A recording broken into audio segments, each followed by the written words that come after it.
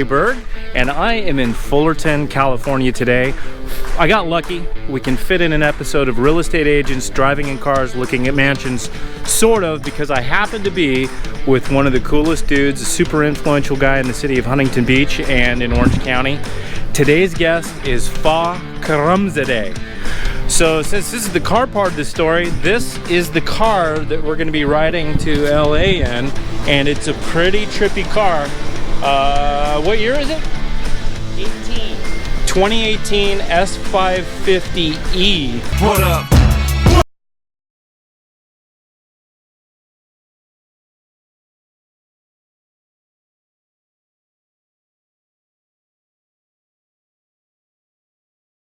Great car with a great guy. Here he is. He's addicted to his phone. Always. This is Fa Karamzadeh, and here's what we're going to talk about in the interview. In a matter of 2 years, he has gone from nothing to the #1 market share office in the city of Huntington Beach. And I'm going to talk to him about how he did it, the kind of the culture he's created in his office, and what caused that office to be so successful. So I'm excited. Ready to take a little drive up to LA and have lunch with Ryan? And can you do me a favor? Yeah. Can you drive me in my car? Yeah, I'm going to drive. They weren't necessarily supposed to know that it was your car. It's supposed to be a cooler show than that. Oh, can I sit in the back too? No. Okay. I'm going to drive you in your car for a little bit, then you can drive it. All right. And we're going to see if we can get Ryan into the car too. I think we can do it. You think so? It's a great car. Yes. I'm assuming it's super powerful. Very powerful. As you know, I had a Tesla. I probably would have beaten you with torque, but this is a pretty cool car. Okay, so how do I make it go? Okay, so every time it goes into park, it puts the parking brake on. So you want to reach under, put your foot on the brake. Okay. Hit that, you're done. Okay. Now just go bleep, push it down, and That's like my Tesla. Yeah. All right. And then we'll do a U-turn. We're gonna do a U-turn, got it? All right. Oh, I like this. Let's do this. Does this have like seat heaters or anything? It like has seat heaters. It actually has seat massagers too. Wow. Maybe you want to do that during the interview? Yeah, I think, yeah, you know what I'll do is I'll set us up so that we're getting rubbed down all the way all the way to the lunch? Trip. Yeah. All right. So let's get right into it. I'm super impressed. I love Fa, and I can see why all the agents, join your office down there. I didn't know you before 2 years ago, but I'm super impressed with what you built. So let's talk about that for a second. Sure. You decided to come to Coldwell Banker. Yeah. And you said, I'm going to take over Huntington Beach. Right. There was some smaller offices there and whatnot, and 2 years later you were the #1 market share leading company. Coldwell Banker is now #1 in seller volume out there. We are making great progress, and when I say we, it's all about the agents, right? We have some very talented, very entrenched, seasoned agents in that market, and I'm fortunate I just get to support them. So and that sounds like a classic leader answer, which is great and humble and all that, but what did you do to build it? So let's start at the beginning. Let's start at the beginning. Let's start at the beginning. So, and we got a little bit of a drive, so we can get into this. It all started a couple years ago when I decided that I wanted to align myself with an organization that had a clear vision and wanted to be productive in the luxury market. And Coldwell Banker Residential Brokerage and I met. I got to meet some tremendously talented individuals that are in the leadership, and Jamie. She's been on the show. She kicked it up. Yeah, she was on the show. First show. That's right. Yeah, so I'm working my way down. We are now scraping the bottom of the barrel. Who can I get? Oh, we're going to lunch today. You want to shoot an episode of the show? Not really. Well, I've got my camera. Well, I got to meet Jamie Duran, and if anyone has ever had the pleasure of meeting Jamie Duran, one, she is a ball of energy, amazingly classy individual, always is thinking about the ops side, very transparent, which in leadership, that's all we want. Just clear-cut communication. And so that was the beginning of so the first step for you personally was getting in alignment with the right people. You get into alignment, which is super important, and Jamie is incredible. And then you say to yourself, okay, I'm gonna go dominate Huntington Beach. What do you do? So, the first thing that you do is you align yourself with other like-minded individuals, talented individuals that want to buy into growth, vision of what we want to do. They have to be excited about the brand. They have to be excited about everything that the company offers for marketing, advertising, technology. And you have to be clear on, this is not a tomorrow this gets done. This is we're walking arm in arm to get you to your goals, but also collectively we need to get to the goals. So you took meetings with people. You have experience as a leader, obviously, and you painted a really clear vision, and you got buy-in. So that's testimony to your leadership, because they basically might have been leaving an already established office, and they're coming to work out of a little tiny space with nothing fancy, because Fa's vision aligned with Coldwell Banker is that big and powerful. But that's really what happened. You summed it up really well. I mean, we go back to the beginning of this, little less than 2 years ago.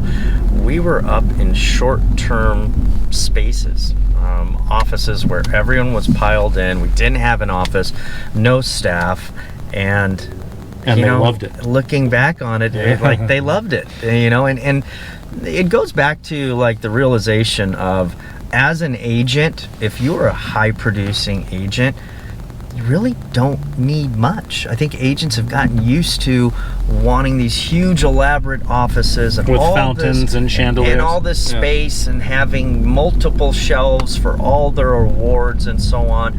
And the first set of really talented agents that we had come over in their first year, with the limitations that we had in space and all the other accoutrements that these offices with brick and mortar have, a handful of them had their best years ever. And these are people that do $50 million a year, netting the most they ever have, doing the most production that they ever have, increasing certain statistical items like average commission rate, their average price point increasing, leveraging things that we do in order to create more wealth for ourselves. You want to turn left? I think you're going the opposite way of the way we need to go. It's part of the show. I always get lost. And by the way, it is starting to rain here. So very unusual.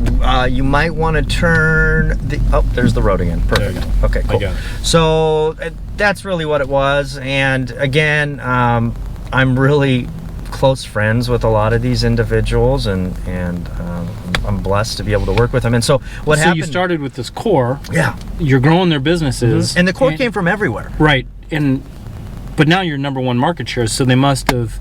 How did the word get out? Did they tell people? Did you use social media? The word got out. People started joining. They kept joining. Now it's a huge, powerful office. So we love social media, right? Social media is great for us, but candidly, I did not tap into it as much as I should have. I wanted our growth to be organic on the ground level, and word of mouth. This place is incredible. You got to talk to Fa. Our culture is incredible. The collaboration with the talented agents are incredible. I always say with every individual that I sit and meet with, you have to be open to having an environment where it's an open door policy. You are capable of imparting, you're capable of taking in information and absorbing it and rolling it out to the community. And to a man and woman in our office, no one is guarded with information like you see in other offices. Everyone wants to work together. Everyone is committed to each other.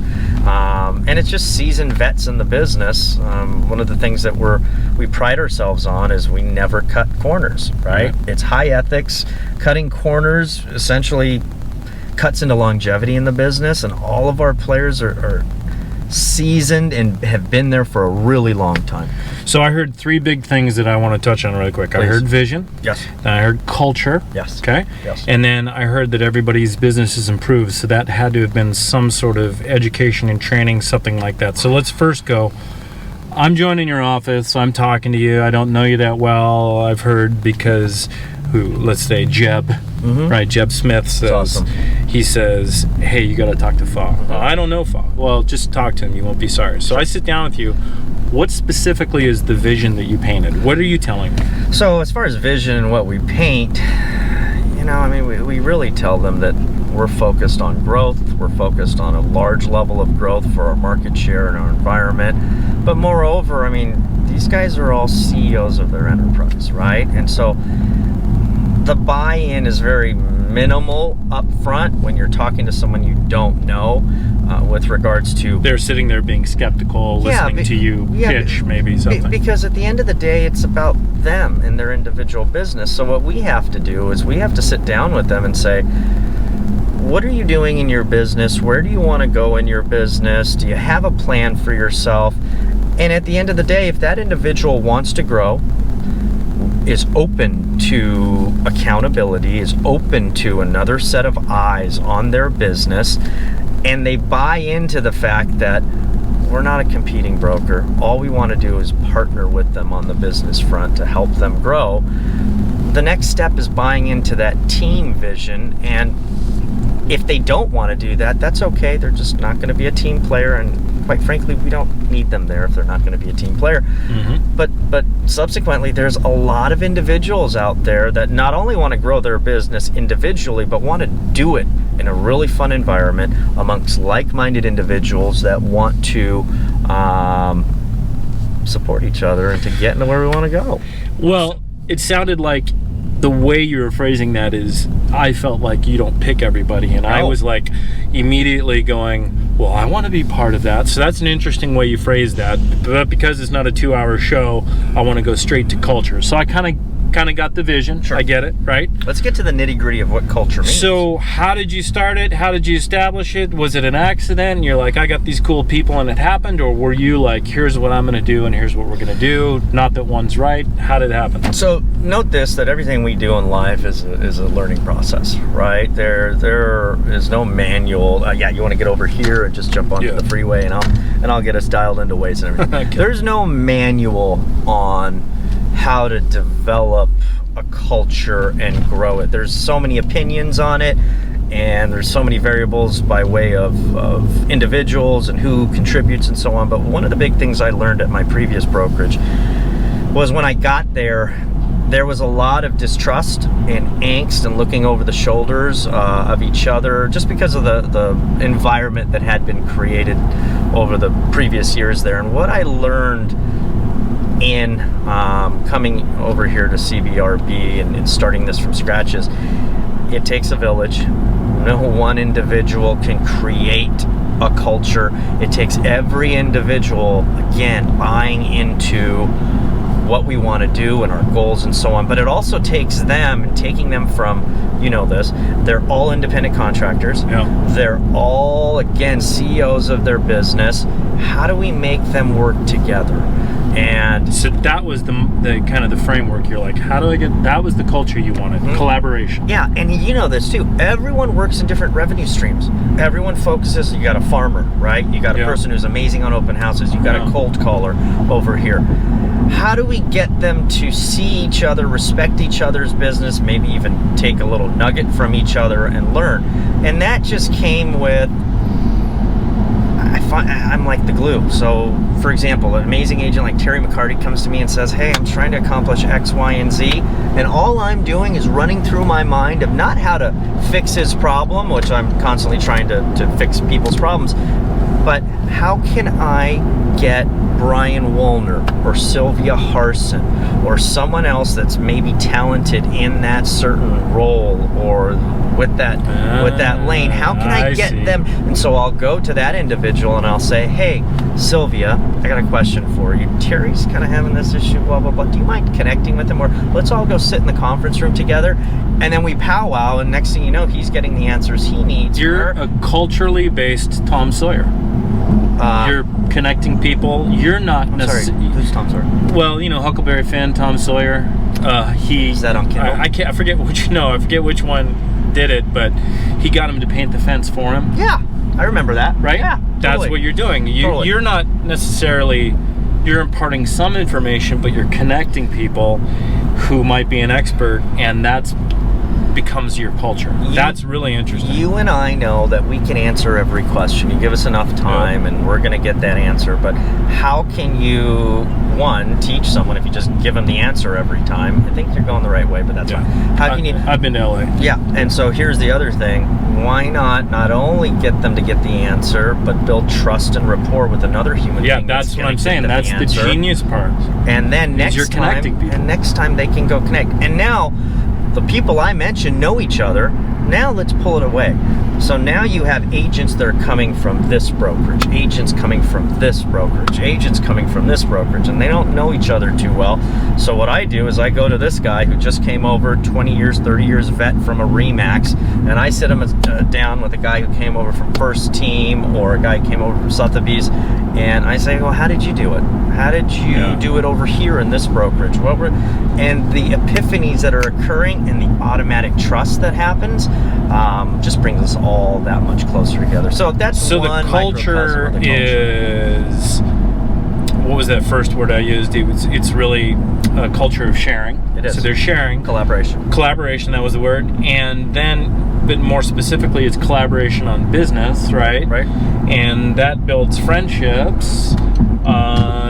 As the leader, you can't possibly answer every question when you have hundreds and hundreds of people, so that solves that problem. Right. That's brilliant. Right. See, I knew you were smart. I didn't know you were that smart. No, that's really smart. But again, the thing runs you're just connecting people. Fa's connecting people. That's one aspect of it. But the other side of it too is they have to want to work together with each other. You can't just bring someone in. So you're strategically doing it. You have to. And you know this, and I do. There are other brokerages that will.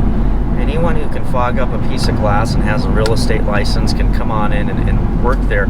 I don't run an office like that. It's a very exclusive environment. I call myself the gatekeeper, and I have to protect that environment. I only want individuals that are, again, been in the business for a little while, seasoned, or have this amazing drive and motivation, and want to work with each other. And all of that plays into, I call it energy and synergy, and it rolls out in the community, and you become dominant fairly quickly. So I love it. Yeah. You're my bro. I'm glad that you said, hey man, let's do this, because the world should see your mustachioed face. Mustachioed. And you're a brilliant guy, so anybody wants to ever ask Fa real estate questions or anywhere, but certainly in Huntington Beach, just look up Fa Instagram. Karamzadeh. Send me a DM at Fa Karamzadeh. And since your last name is Karamzadeh, they will never find you on the web. No, but see, this is the beauty of Coldwell Banker. What I did when I got there, I said, guys, I will never receive an email if it's fa.karamzadeh at coldwellbanker.com. They were gracious enough to give me fa@coldwellbanker.com. So there you go. There's his email address. Thank you, my brother. And let's have fun for the rest of the day. Here we go. Lunch. As you were saying that you, what the heck's going on? What am I doing? Oh man, I don't. You have a low tire, Fa. No, I think it's not used to a certain weight in the driver's seat. Oh yeah, right. So it's used to a tiny little guy like you with size 7 shoes, right? Dealing with a certain level of people. By the way, do you like my mustache? Do you like mine? I think my mustache is coming in a little patchy, and you just saw my wife Cindy. Yep. She does not like my mustache. I'm just gonna let you know that I'm the only funny one on the show. Oh my God. Let's go back to you. You were asking me a question again.